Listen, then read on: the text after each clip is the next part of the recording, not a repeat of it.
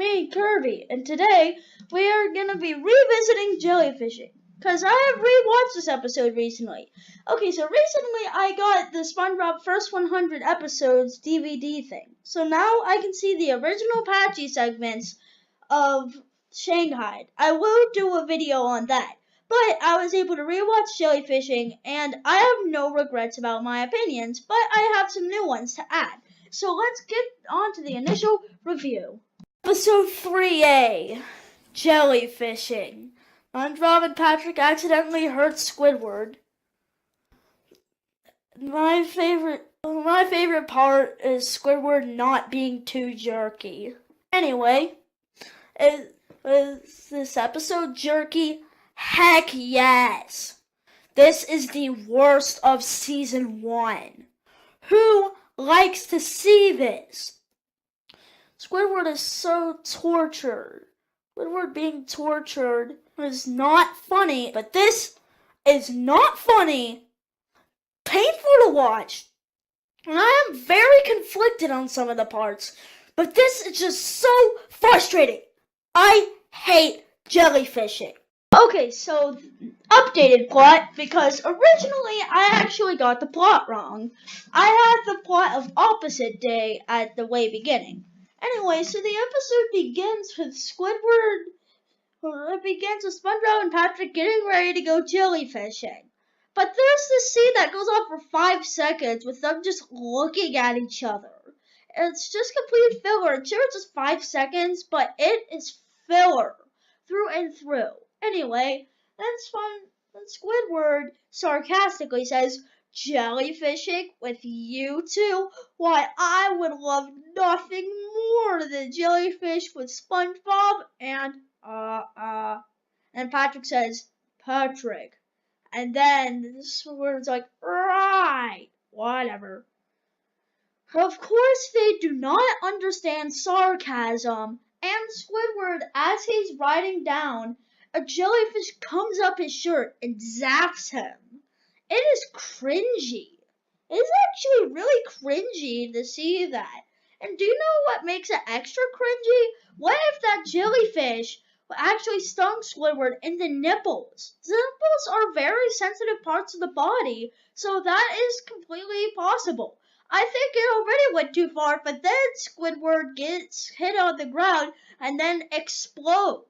Then SpongeBob and Patrick, then Squidward goes in a full body cast back to his house, where apparently SpongeBob and Patrick were inside of his house as he was gone and preparing him for the best day ever. Which is funny because I actually have SpongeBob trying to sing the best day ever song but failing in my head. Anyway, basically what happens is then after that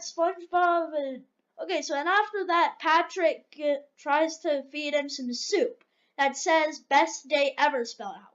Which the joke doesn't work because, well, it's just not funny. Then Patrick blows it and then hurts Squidward, which is supposed to be funny, but it just comes off as mean-spirited. Although I'm not sure if that's the correct word for it. Please don't sue me. Anyway, then it goes to SpongeBob about to drool all over Squidward's clarinet by trying to play it. But then Patrick takes away the clarinet just in time. And you want to know how I know that SpongeBob doesn't understand sarcasm? Because then SpongeBob takes him jellyfishing. Just why? And then SpongeBob and Patrick continue to torture him there. Patrick puts the jellyfishing net on Squidward's hand, saying, firmly grasp it in your hand. But why does he not see that Squidward is in his cast? Oh wait, that's right, because he's stupid. But even stupid people are more reasonable than that. And then he slams it right through Squidward's hand, which is something I never explained in the initial review. But yeah, Patrick picks up the jellyfishing net and slams it right through Squidward's hand. I almost said SpongeBob. And then Squidward is cringing probably under that cast. Then SpongeBob and Patrick do it la la la la la to show Squidward how to jellyfish, but it just feels like filler and it goes on for 30 seconds. which is just really boring because it has no relevance for the rest of the episode.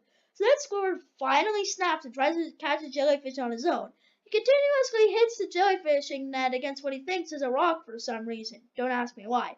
And then it turns out to be a giant jellyfish, which you could argue that Squidward did know that it was a giant jellyfish and he was being a jerk, but if that was the case, then how come he looked surprised when it turned out to be a giant jellyfish? Also, then it continues with Squidward getting shocked. He gets shocked by the giant jellyfish, which if you weren't cringing enough already, you will be cringing now.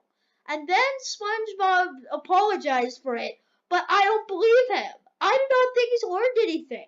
And if you think that I am in the wrong for that, you want to know how I know that he doesn't mean it?